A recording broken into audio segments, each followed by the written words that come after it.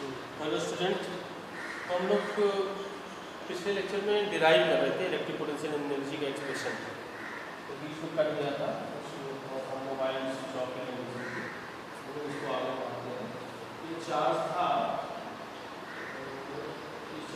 Q1, ये charge था Q2, ये B2, ये R1 डिस्टेंस में था और फिर ये C पर ले गए थे R2 डिस्टेंस। ठीक है, और ये डिस्प्लेसमेंट छोटा सा डिस्प्लेसमेंट dr लिया था r डिस्टेंस पर जा करके, तो वर्क डन निकाला था dw, तो वर्क डन हम लोगों ने निकाला था।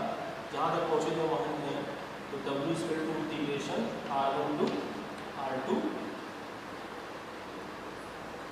k q1 q2 upon r square dr। यहाँ तक हम लोग पहुँच गए थे। तो कांस्टेंट को हम लोगों ने इंटीग्रेशन को बाहर रखा था,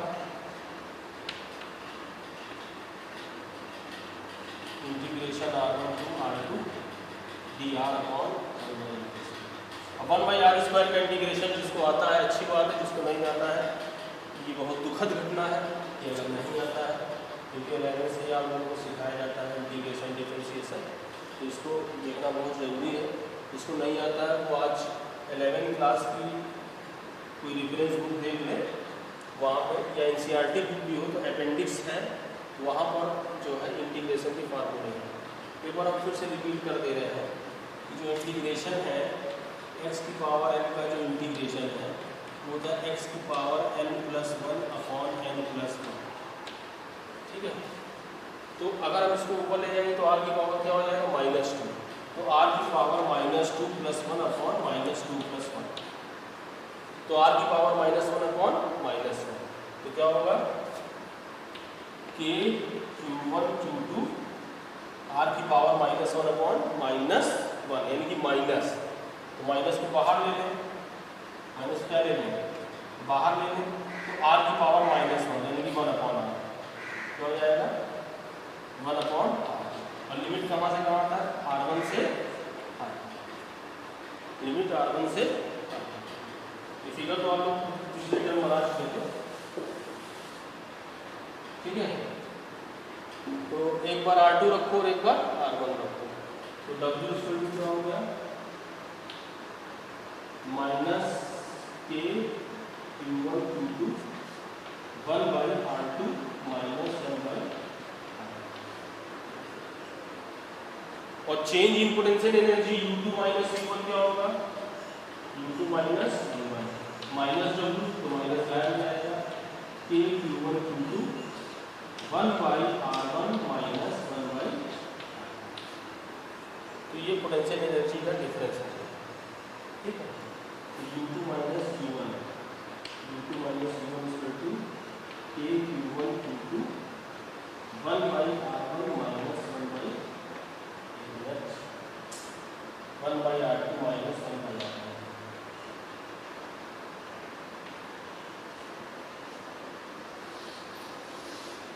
चलो इसको पॉज करके इसको नोट कर लो, फिर आगे कुछ बात बताएंगे।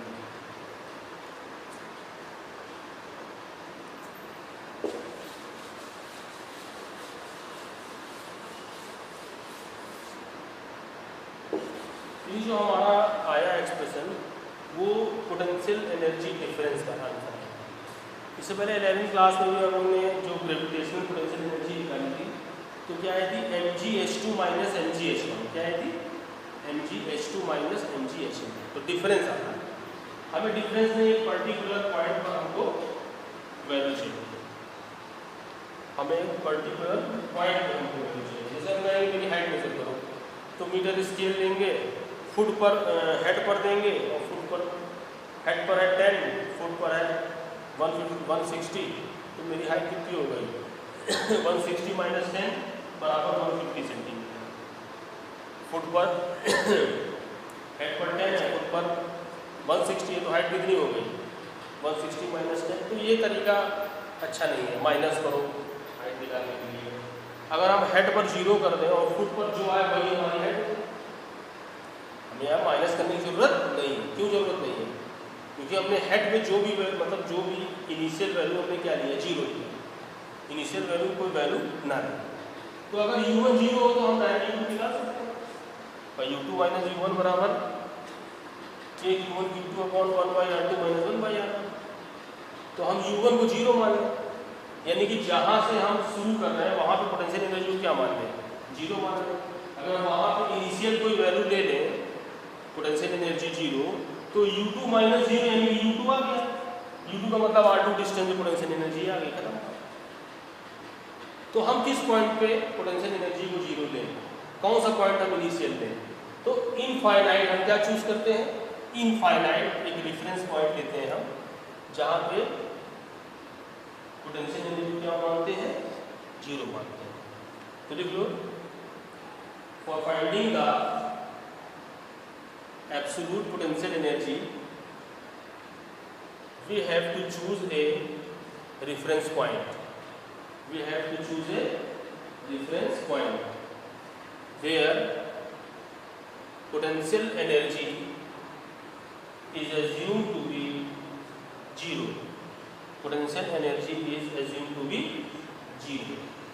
Let at infinite potential energy is 0. तो इनफाइनाइट में पोटेंशियल एनर्जी क्या मान लो, 0 मान लो। तो हम लोग कहाँ से कहाँ चले थे, R1 से R2 चले थे, तो R1 को क्या मान लो, इनफाइनाइट। तो R1 को इनफाइनाइट मानेंगे तो U1 क्या हो जाएगा, 0 हो जाएगा, ठीक है। तो मतलब इनफाइनाइट से चलेंगे और R2 पे पहुँचेंगे। R1 का मतलब इनफाइनाइट से चलेंगे, R2 पहुँचेंगे, तो U2 minus U1, U of R2 minus U infinite, और U इनफाइनाइट क्या है, 0, तो R2 में पोटेंशियल एनर्जी आ जाएगी। तो लेट R1 इक्वल टू क्या हो गया, इनफाइनाइट हो गया, और R2 जो है वो R, क्योंकि हमें R को निकालनी थी, तो इनफाइनाइट से चलेंगे R पे पहुंचेंगे, ठीक। तो U2 का मतलब R पोजीशन पे, और R1 का मतलब इनफाइनाइट पोजीशन। तो K Q1 Q2 1 upon R R2 का मतलब R माइनस 1 अपॉन इनफाइनाइट। तो U इनफाइनाइट 0 हो गया, तो potential energy at position R क्या हो गई, K Q1 Q2 1 by infinite की वैल्यू कितनी होती है, 0 होती है, तो 1 by R minus 0 equal to R। ये आ गया potential energy at position R, U R equal to K Q1 Q2 upon, ठीक है। तो ये 2.4 सिस्टम था, इस 2.4 सिस्टम की हमने पोटेंशियल एनर्जी निकाली। तो पोटेंशियल एनर्जी को डिफाइन कैसे करेंगे, 2 चार्ज है, ठीक है, इसको नोट कर लो पॉज करके, फिर आगे बात करते हैं। तो कैसे डिफाइन करने क्या मतलब है, हमने रेफरेंस पॉइंट क्या माना, इनफाइनाइट। तो हम जब भी चार्ज को ले जाएंगे वो कहाँ ले जाएंगे, इनफाइनाइट।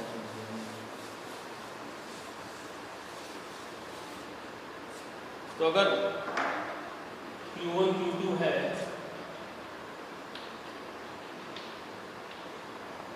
R डिस्टेंस में, तो इसकी पोटेंशियल एनर्जी क्या होगी, कैसे करेंगे, Q1 को इनफाइनाइट से ला करके यहाँ पे रखो, 1 0, कोई फोर्स नहीं लग रहा है।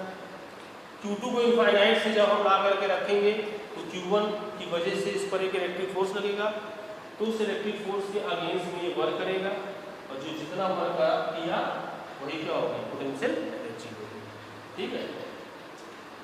अब मान लो electric potential energy of more than 2 charge system, 2 point charge की बात कर रहे हैं। क्योंकि पॉइंट चार्ज नहीं रहेगा तो फिर हम लोग कूलॉम्स ला नहीं लगा पाएंगे, फिर इंटीग्रेशन टेक्निक यूज करनी पड़ेगी। 2 पॉइंट चार्ज सिस्टम,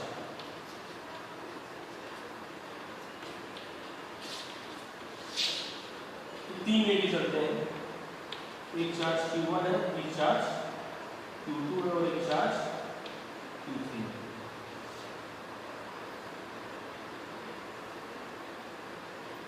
ठीक है, ये R12 है, ये R13 है, ये R13।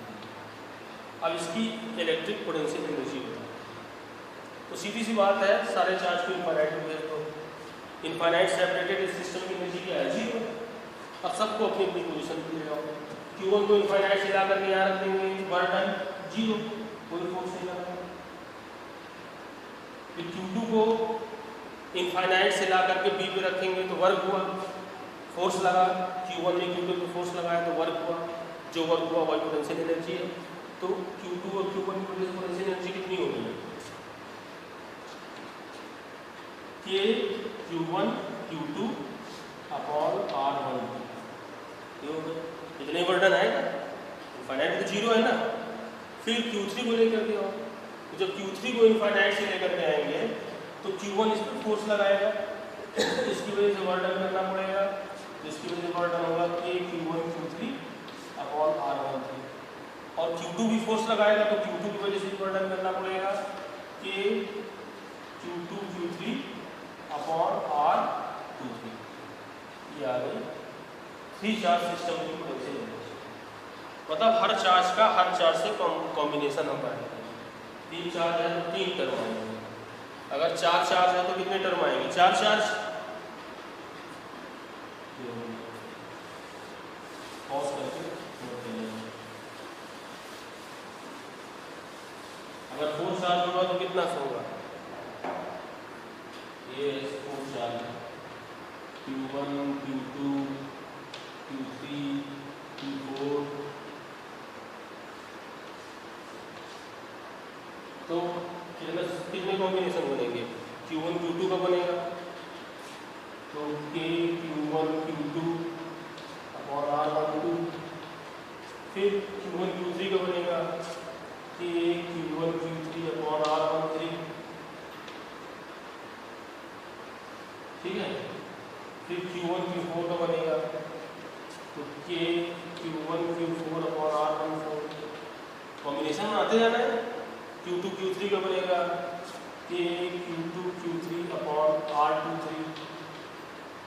Q2 Q4 का बनेगा K Q2 Q4 upon R24। फिर Q1 का हो गया, Q1 का हो गया, Q2 का हो गया, Q2 Q3 Q2 Q4। अब किसका बचा, Q3 का। तो Q3 के बजाय कॉम्बिनेशन में बचा K Q3 Q4 upon R2। कितना हो गया, 1 2 3 4 5 6। अगर 4 चार्ज सिस्टम है तो 6 कॉम्बिनेशन बनेगा, अगर N चार्ज सिस्टम है तो NC2 कॉम्बिनेशन बनेगा। कितना बनेगा, NC2, इसको बोलते हैं कॉम्बिनेशन। NC2 जो है आपको अगर मैथ वाले में पढ़ाया जाएगा, और मैथ के नहीं हो तो हम 11 में बता चुके हैं आप लोग को। NC2 NCR कितना होता है, NPR NCR बता चुके हैं। जो एलिमेंट्री मैथमेटिक्स होती है 0 चैप्टर, उसमें हम लोग डिस्कस कर चुके हैं।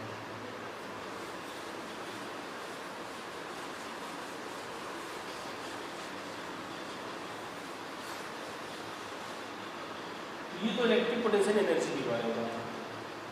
असल में हमारा जो फोकस है वो इलेक्ट्रिक पोटेंशियल एनर्जी से मतलब नहीं है। हमारा फोकस क्या है कि इलेक्ट्रिक पोटेंशियल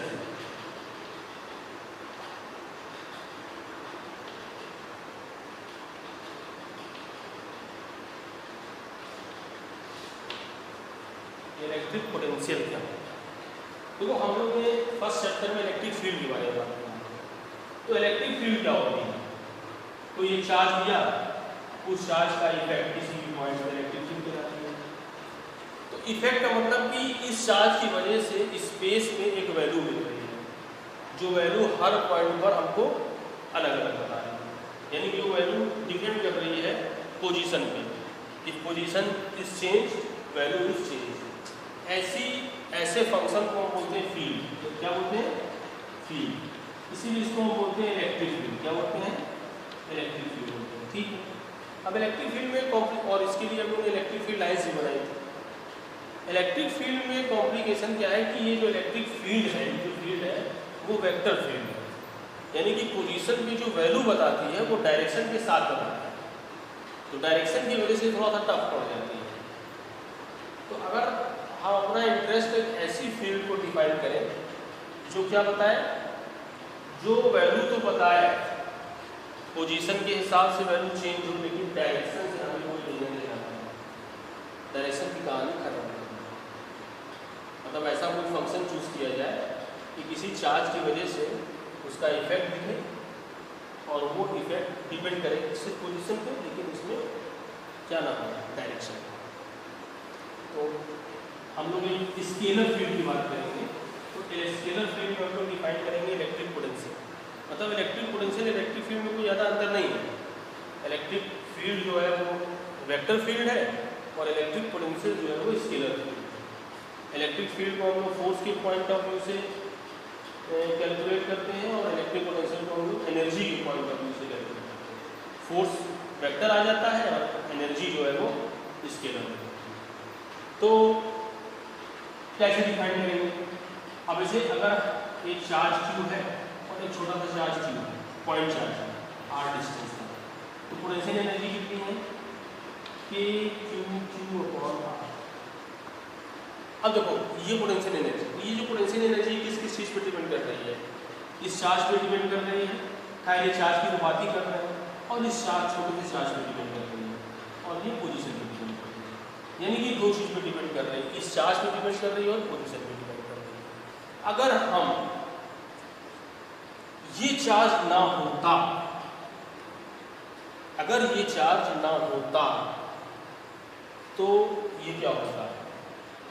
KQ अपॉन, तो ये सिर्फ R पे डिपेंड करता है। इसकी वजह से तो हम निकाल ही रहे हैं ना, इसका इफेक्ट तो निकाल रहे हैं ना इलेक्ट्रिक फील्ड का। इलेक्ट्रिक फील्ड निकाली थी नहीं इसकी वजह से, तो इसकी वजह से तो ये सिर्फ R पे डिपेंड कर रहा है, तो ये फील्ड का काम कर सकता है। तो हम कुछ ऐसा करें कि कुछ ऐसी वैल्यू आए जो आए तो ऐसी ही, लेकिन इस पर डिपेंड ना करे। तो Q से डिवाइड करो तो क्या लगता है? U बाई Q जो स्केलर फील्ड होगी, इसी को स्केलर पोटेंशियल पता होगा। तो what is electric potential? KQ by R। इस चार्ज का R पॉइंट पर पोटेंशियल क्या है? क्या इस पर डिपेंड कर रहा है? इससे कोई मतलब नहीं, Q से तो डिवाइड कर दिया ना। इस पर चाहे कोई भी चार्ज है, हमें कोई मतलब चार्ज मत भी रखो, चार्ज ना रखो, केवल पॉइंट P। तो इस पॉइंट पे कितना potential? KQ by R। Charge ले करके चार्ज से डिवाइड कर दिया तो चार्ज पे डिपेंड नहीं। तो ये इस तरीके से हम स्केलर फील्ड डिफाइन करते हैं। ये होता है इलेक्ट्रिक पोटेंशियल। नेक्स्ट हम इसको और डिटेल में